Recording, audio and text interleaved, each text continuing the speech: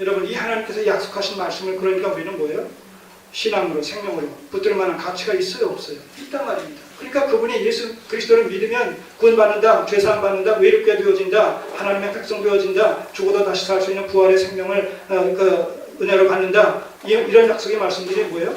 다 우리 안에서, 내게서 지금 이루어져 있다는 거예요, 지금. 여러분들 각자에게 그 말씀의 효력이 다 지금 임해서 일어나고 있다는 거예요, 지금. 죽어보시면 아는 거예요. 죽어보면 아는 거예요. 죽는 순간에 사는 거예요. 이 말의 의미 이해하시겠어요? 죽는 순간에 사는 거예요.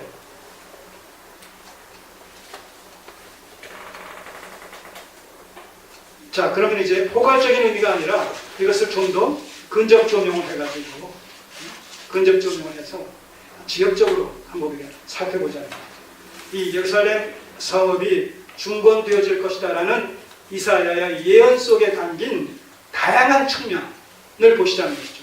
지금은 포괄적인 측면에서 그냥 성읍이 중건될 것이다, 중건되고 거기에 사람이 살 것이다 라고만 얘기했는데, 이제 이 예루살렘, 회복되어진 예루살렘 성읍의 중건이 의미하는 바가 뭔지를 이사야서는 다른 부분의 그 회복을 통해서, 예루살렘 회복된 내용과 관련된 말씀을 통해서 다양한 측면을 얘기하고 있다는 것이죠.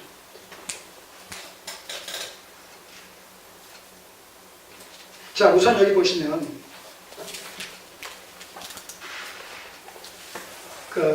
네헤미야서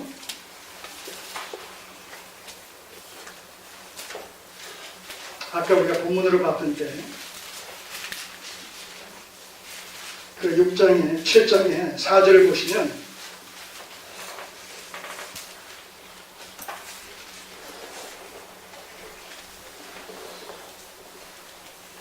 그 성은 광대하고 거민은 희소하여 가옥을 오히려 건축하지 못하였음이니라. 자, 이 예루살렘 성을 성읍을, 성벽을 건축했어요. 다 건축해놨어요. 중건이 됐어요. 근데 문제가 뭐냐면, 아까 말씀드린 대로 처음에 왔을 때, 포로기한 1차, 2차 이런 사람들이 왔을 때 이 성벽이 중건이 되지 않음으로 말미암아 회파된 상태로 그대로 있었기 때문에 이 예루살렘 성 안에 산다는 것 자체가 굉장히 위험천만한 삶이었단 말입니다. 자신들의 이 삶을 보호받을 수 있는 아무런 그 장치가 없었다는 것이죠. 자, 그러니까 안전한 곳을 향해서 예루살렘 성 밖에 이 지역 저 지역 그 안전한 곳을 찾아서 흩어져 살 수밖에 없었단 말이죠. 그런데 이제 이 성벽이 중건이 됐어요. 그러니까 문제는 뭐예요? 사람이 없는 거예요. 사람이, 이 안에 살 사람이. 성이라는 것은 거기에 적당수의 사람이 삶으로 말미암아 어떤 경제 행위가 활성화되어지고, 삶이 활성화되어지고, 그 다음에 그 적당한 사람이 있어야지 또 이 경비할 사람도 있어서 외세의 침략에 또 대비를 할 수 있는 것이고 이러는데 절대수가 부족하단 말입니다. 지금 대한민국의 형편이 뭐예요? 미래지향적인 관점에서 봤을 때 이게 인구 감소로 말미암아 지구에서 가장 빨리 사라져버릴 가능성이 있는, 위험성이 있는 나라 중에 하나가 1순위가 이 대한민국이라는 거예요. 이거 지금 우리는 그것을 피부로 못 느끼죠, 지금. 우리는 그것을 피부로 못 느껴요. 그러나 이게 앞으로 한 30년, 50년만 간다라면 아마 지금 우리가 못 느낄 정도의 이런 느낌이면 안 거야. 현실로 다가올 수 있죠. 대비하지 않으면. 근데 사람들이 심각하게 생각하지 않는 거예요, 별로. 그 문제에 대해서. 나만 살다 가면 된다. 아주 이기적인 이런 어떤 생각, 또 근시안적인 이런 생각을 가지면 그럴 수밖에 없겠죠. 우리 자손들을 생각한다? 이거 굉장히 어려운 얘기입니다. 예루살렘에 정작 거주할 주민들이 없는 거예요. 그럼 어떻게 되는 거예요? 공동화 현상이 일어나는 거예요, 그냥. 죄만 났지. 우리 도초에 그런 데 있잖아요. 아파트 지방에 가게 되면 아파트 한 7, 80% 이렇게 그 건축이 진행이 됐는데 그냥 그 상태로 머물러 있는 업체가 뭐 뱅크롭이 됐다는 이래가 파산이 돼가지고 준공을 하지 못해서 그냥 흉물스럽게 있는 그런 건물들이 많이 심심치 않게 볼 수가 있거든요.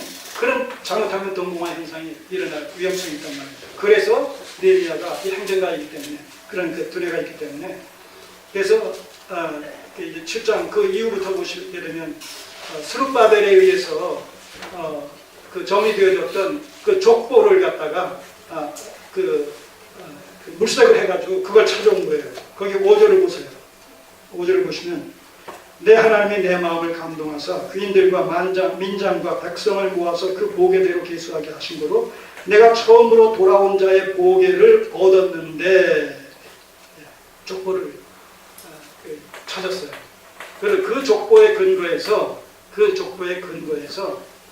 이제 사람들을 재배치를 하는데 자 11장으로 넘어가시면 이런 방식으로 예루살렘 성에 거주할 백성들을 주민들을 구분했다는 거예요. 구별했다. 11장 1절이야. 백성의 두목들은 예루살렘에 머물렀고 백성의 지도자급은 필연적으로 1순위로 그 남은 백성은 제비를 뽑아서 10분의 1을 거룩한 성 예루살렘에 와서 거하게 했다는 거예요. 10분의 1. 백성들의 10분의 1을 제비 뽑아서 거룩한 성 예루살렘에 와서 거하게. 여기 거룩한 성 예루살렘 성에 거하게 하지 않고 거룩한 성 예루살렘. 이게 아까 말씀드린 대로 예루살렘의 이 차별성을 얘기하는 거죠.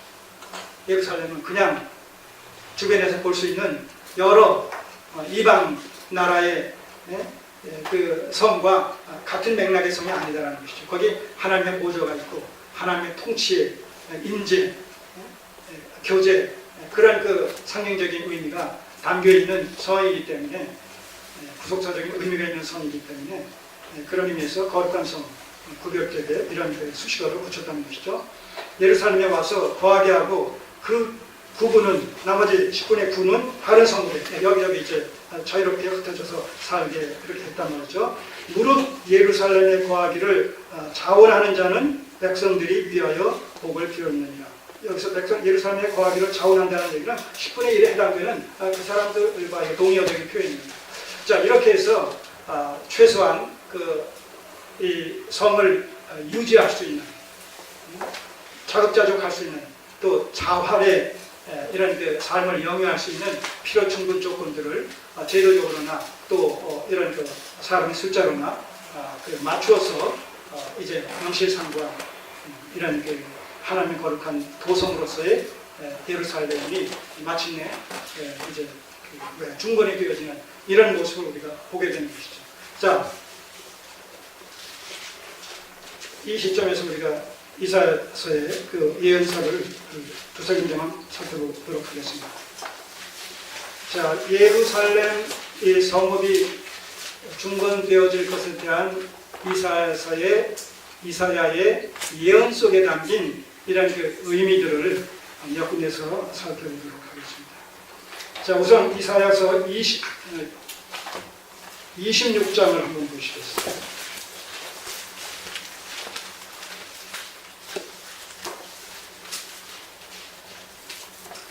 26장 1절이야. 잘 우리가 그 말씀을 같이 이렇게 좀 상고한다라는 그런 심정으로 그 집중해서 한번 봤으면 좋겠습니다. 그날에 자 무슨 날이겠어요? 이미 힌트를 드린 거 아니에요? 회복되는 날에 유다와 예루살렘이 회복되어지는 그날에 멸망에서 회복되는 그날에 유다 땅에서 이 노래를 부르리라. 그러니까 벌써 이런 그 문맥을 통해서 이게 회복을 얘기하는 것이지 멸망을 얘기하는 것이 아니다라는 것을 우리가 이해할 수 있지 않습니까? 자, 그날에 유대 땅에서 이 노래를 부르리라. 자, 이미 우리는 지금 어떤 상황을 이미 전제하고 있어요? 여기서는 뭐예요? 여기서 얘기하는 것은 지금 미래적인 사건을 얘기하는 거죠? 이사야서의 내용은 뭐예요? 이사야서의 예언은 앞으로 이제 이 유다가 예루살렘이 멸망당했다가 또 때가 차면 하나님께서 다시 회복시켜 주실 것이다라는 그런 미래지향적인 관점에서 지금 이 말씀을 하고 있어요. 근데 오늘 우리는 느헤미야서를 보면서 오늘 우리는 뭐예요? 이 예언의 말씀이 이미 이루어진 사실을 우리는 염두에 두고 또 이걸 한번 보는 거예요. 왜냐하면 예루살렘 성읍이 이루어졌는데 중건이 됐는데 그 중건된 것에 대한 이사야서의 예언 속에 담긴 내용들을 살펴보면 그 중건된 것이 단순히 물리적인 예루살렘 성읍이 중건된 것에 국한되지 않고 거기에 다양한 측면의 내용이 담겨 있다는 것이죠. 네. 그러니까 지금 예루살렘 성읍이 중건이 됐다라고 했을 때는 이사야서 예언 속에 담겨 있는 그 다양한 측면을 우리가 뭐예요? 여기서 해석을 해야 되는 것이죠. 네. 그랬을 때 이 예언에 담긴 다양한 이런 의미를 우리가 풍성히 깨달아 알 수 있게 되는 것이고, 깊도다 하나님의 지혜와 지식에 부여하시며 그의 판단은 청량치 못할 것이며 그의 길은 찾지 못할 것이다 라는 그 하나님의 말씀에 담긴 그 신묘막측하신 그런 경륜을 우리가 깨닫게 되고, 그래서 감사하게 되고 그 하나님을 향한 더욱 적극적인 신뢰 믿음을 발휘할 수가 있게 되는 것이죠. 자, 그날의 유대 땅에서 이 노래를 부르리라, 회복과 관련되어진 메시지예요. 예언의 말씀이에요. 우리에게 견고한 성읍이 있으며, 우리에게 견고한 성읍이 있으며, 자 뭐예요? 예루살렘 성읍의 중건을 얘기하는 거예요. 네, 회복을 얘기하는 거예요. 멸망에 이은 회복을 얘기하는 거죠. 회복의 메시지예요. 자, 그런데 그 견고한 성읍, 예루살렘 성벽이 있는데, 그 다음 여호와께서 구원으로 성과 곽을 삼으시리로다. 구원으로 성과 곽을 삼으시리로다. 하나님께서 구원으로 성곽을 삼으시겠다는 거예요. 이 얘기는 뭐냐? 자, 예루살렘 성벽은 지금 뭘로 쌓여졌어요? 예루살렘 성벽은 뭘로 쌓았어요? 돌로 쌓을 거 아니겠어요? 근데 그 돌로 쌓여진 성벽은 바벨론이 침공했을 때 어떻게 됐어요? 무너지고 타버리고 폐파돼 버리지 않았어요. 근데 이번에 세워질 회복되어질 예루살렘 성벽은 견고한 성읍인데 여호와께서 구원으로 성과 곽을 삼으시겠다는 거예요.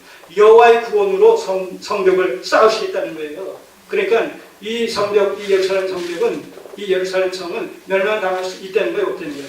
없다는 거예요. 이제 이 회복된 예루살렘 성은 멸망당할 수 없다는 거예요. 왜? 하나님께서 구원으로 보호하시기 때문에.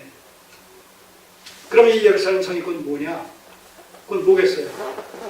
하나님의 나라요 동시에 교회를 얘기합니다. 교회를 얘기합니다. 이 예루살렘 성 안에 성전이 있잖아요. 성전은 신약시대에 성전이 뭐가 성전이 됐어요? 그리스도께서 부활 승천하시고 성령이 오심으로 말미암아 어떻게 됐어요? 성령이 내주하시는 전이 교회가 되지 않았습니까? 자, 그런 의미에서 바로 이 여호와께서 구원으로 성과 곽을 삼으신다라고 했을 때 이것은 곧 신학의 교회를 지금 내다보는 구원 공동체, 하나님의 은혜로 말미암아 구원받을 하나님의 백성들로 구성되어진 구원 공동체, 신학의 교회에 대한 사상이 여기 담겨 있다는 것이죠. 자, 그런 의미에서 담겨있다는 사실은 뭐냐면 바로 미래지향적인 교회를 태동하는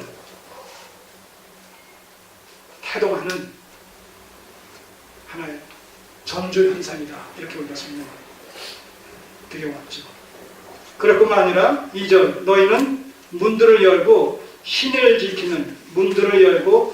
지키는 의로운 나라로 들어오게 할지어다. 자, 이게 신을 지키는 의로운 나라가 된다는